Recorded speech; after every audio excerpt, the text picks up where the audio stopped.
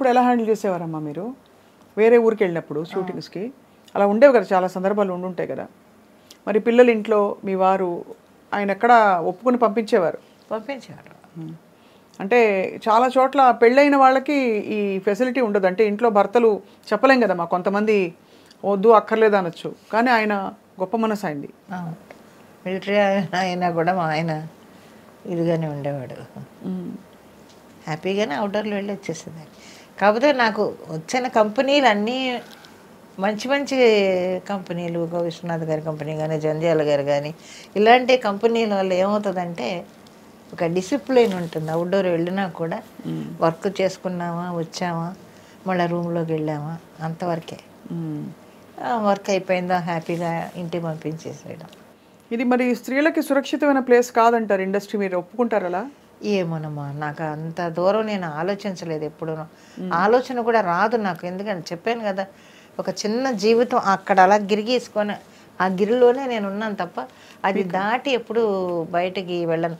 ఒక్కటి మాత్రం నేను చెప్తానమ్మా, ఏదైనా కూడా మన ఇష్టం లేనిదే ఎవ్వడం మనల్ని ఏం చేయడు. ప్రపంచంలో అంతే, అది మన ఇష్టం లేనిదే ఎవడు మన దరిదాపులకు రాడు. ఇప్పుడు వాడు ఎలా వచ్చినాడు, మనం కళ్ళు ఎరచేసి అలా చూసిన వాడు అక్కడే ఉంటాడు, ఒక అడుగు ముందుకు రాడెవడను. ఒకవేళ మన మీద ఇష్టం లేదనుకోండి, వాడి సర్కిల్లోనే మనల్ని వేరు పెడతాడు తప్ప ఇండస్ట్రీ మొత్తం చెప్పలేడు కదా. అవును, ఇండస్ట్రీ మొత్తం పబ్లిసిటీ చేసి ఈవిడ అలాగే ఇలాగని చెప్పుకోలేడు కదా. కరెక్ట్. వాడి పరిధిలోనే వాడు మనకి వేషాలు ఇవ్వడం, అంతవరకే, అంతే తప్ప ఎవరు మనల్ని వాడి పరిధిలో వేషాలు ఇవ్వడం అనేది కూడా ఒక విధమైన హింసే అమ్మా అది. ఎందుకంటే ఎవరో నేను చెప్పినట్టు నువ్వు చేయకపోతే నీకు ఇవ్వని వేషాలు అంటే తప్పే కదమ్మా. తప్పే ఏమైనా ఇంకంతే, అంతటితో ఆపేయడమే ఇంకంతే. దాని గురించి ఆలోచించకూడదు ఇంకా. ఇప్పుడు ఎవరైనా కూడా మన ఇష్టం లేనిదే ఎవరు మన దరిదాపులకు రారు. అది మాత్రం నాకు బాగా అనుభవం. చూసి ఇలా కళ్ళు ఎరచేస్తే అక్కడే ఆగుతాడు వాడు, ఎందుకు ముందుకు వస్తాడు, అంతే. దాన్ని తప్ప మనం ఏం చేయలేము. ఎవరు మనల్ని వేలు పెట్టి చూపించేంత పరిస్థితి మనం తెచ్చుకోం కదా.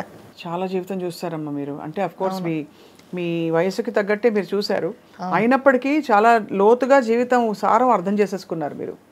అయితే ఇప్పుడు వెబ్ సిరీస్లు, టీవీ సీరియల్స్ అన్నీ చేస్తారు కదమ్మా మీరు.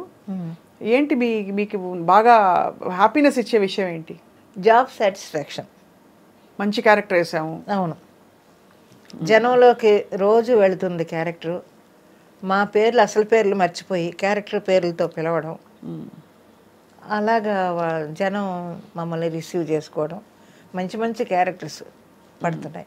మరి అంకుల్ అమ్మా లేరు, ఆయన పోయి 97లోనే పోయారు ఆయన. అయ్యో, మీరు ఒంటరి అయిపోయారు తర్వాత. పిల్లలతోటే కదా? పిల్లలే నా జీవితం, నా మనవలు, నా మనవరాళ్ళు, వాళ్ళతోటి జరిగిపోతుంది. 97 అంటే చాలా ఏళ్ల క్రితం అమ్మా. 25, 26 ఏళ్ళు, 27 ఏళ్ల క్రితం. మరి అప్పటి నుంచి మీరు ఎప్పుడు ఆయన జ్ఞాపకాలా మీకు? ఉంటాయి జ్ఞాపకాలు. అంటే ఎందుకంటే 15వ ఏట ఆయనతో ప్రయాణం మొదలు పెట్టారు. ఎలా చనిపోయారమ్మా? ఇది షుగరు చనిపోయారు. చాలా బాధాకరం, కష్టం మీకు. తర్వాత ఎలా మిమ్మల్ని మీరు సంభాళించుకుని ఇంకా జీవితంలో కొత్త? మీరు నమ్మరు, ఆయన చనిపోయిన 5వ రోజున నేను ఇక్కడ షూటింగ్కి వచ్చాను హైదరాబాద్కి. వర్క్ ఇది చేయలేం కదా, మోహన్ బాబు గారి సినిమాకి 5వ రోజున. వర్కే కదా, వర్క్ సఫర్ చేయలేం మనం. మనకు బాధ ఉందని చెప్పి వర్క్ సఫర్ చేయలేం కదా. అవతల ఇంతమంది కాంబినేషన్. 5వ రోజునే వస్తే గబుక్కుని మా తమ్ముడు వైఫ్ బయలుదేరే రోజున అలా వెళ్ళకూడదని ఇంటికి తీసుకొని వెళ్ళి ఒక చీర పెట్టి అప్పుడు పంపించింది. అందువల్ల దేని గురించి ఎప్పుడూ ఆలోచించలేదు. ఏదో జరిగిపోతుంది. కష్టం వచ్చిందా కాసేపు అలా కూర్చొని కళ్ళు మూసుకొని కాసేపు ప్రేయర్ చేసుకుంటాను. నేను ఫస్ట్ చేసుకునేది ప్రొడ్యూసర్లు అందరూ బాగుండాలి అనుకుంటాను నేను. ఎందుకంటే ప్రొడ్యూసర్ లేదే మనం లేము. సో డెఫినెట్గా మంచి ప్రతి ప్రొడ్యూసరు హ్యాపీగా ఉండాలి, అతని కింద ఇన్ని కుటుంబాలు బతుకుతున్నాయి కదా అని అనుకుంటాను నేను. అందుకని ప్రొడ్యూసర్ చల్లగా ఉండాలని కోరుకుంటాను నేను ఎప్పుడు. ఇంకా మీరు మరి ఇన్ని క్యారెక్టర్ వేసేసారు కాబట్టి వర్క్ సాటిస్ఫాక్షన్ కూడా చూసేశారు, మెమెంటోలో అవార్డులు చూసేశారు, కావాల్సిన వాటెవర్ డబ్బులు అవి చూసేశారు. ఇప్పుడు మీరు ఎంచుకోండి, మీ క్యారెక్టర్ మీరు రాసుకోండి అంటే ఎవరి పాత్ర వేస్తారు? ఎలాంటి పాత్ర వేయదలుచుకున్నారు? ఎలాంటి పాత్ర అంటే దాన్ని ఉదాహరణకి నేను చెప్తాను అమ్మని ఎలా చూడాలనిపిస్తుందో. మిమ్మల్ని మంచి ఒక కలెక్టర్, ఒక డడడన్ మెట్టు దిగుతూ ఫాస్ట్గా వచ్చి కాటన్ చీర కట్టుకుని హైనెక్ బ్లౌజ్ వేసేసుకుని అలాంటి క్యారెక్టర్లో అమ్మని చూడాలి నాకు. అది మీ ఆలోచన. ఏ క్యారెక్టర్ అంటే నా ఆలోచన. మీ ఆలోచన చెప్పండి. బాగా ఓల్డ్ క్యారెక్టర్, బాగా ముసీలుది అయిపోయి వణుకుతూ వచ్చి అలాంటి ఒక క్యారెక్టర్ ఆ గెటప్లో ఎలా ఉంటారని నేను ఆలోచిస్తున్నాను. అది మన ఇద్దరికి డిఫరెన్స్ చూడండి మరి. అదే కానీ మీకు అలాంటి క్యారెక్టర్ కష్టం అమ్మా. మీరు ఎందుకంటే ఎప్పుడు యంగ్, ఎవర్ గ్రీన్, డైనమిక్గా కనిపిస్తారు. మీ వయసుకి మీకు అసలు సంబంధం లేదు, అలా ఉన్నారు మీరు. కాబట్టి ఆ క్యారెక్టర్ అఫ్కోర్స్ నటిస్తారులేండి, కానీ చెప్తున్నాను. కానీ మీరు మంచి డైనమిక్ రోల్స్లో ఇంత ఇండిపెండెంట్ అమ్మా. ఫస్ట్ థింగ్ ఈ తరం నేర్చుకోవాల్సింది మిమ్మల్ని చూసి. మీరు ఆ తరానికి సంబంధించి కూడా ఎంత ఇండిపెండెంట్ డెసిషన్స్ తీసుకున్నారు. తీసుకున్న డెసిషన్కి కట్టుబడి ఉన్నారు. పారిపోలేదు కదా. కష్టం రాగానే అమ్మో పిచ్చి పని చేశాను, ఎందుకు వచ్చాను దేవుడు అని వెళ్ళిపోలేదు. ఎంత కష్టం వచ్చినా అక్కడే నిలబడి పోరాడారు, అత్యాశలకు పెట్టుకోలేదు. ఎన్ని విషయాలు నేను నేర్చుకోవాల్సినవి మీ లైఫ్ నుంచి. అండ్ ఎప్పుడు ఏది మరీ టూ మచ్గా డీప్గా వెళ్ళిపోయి చేయలేదు.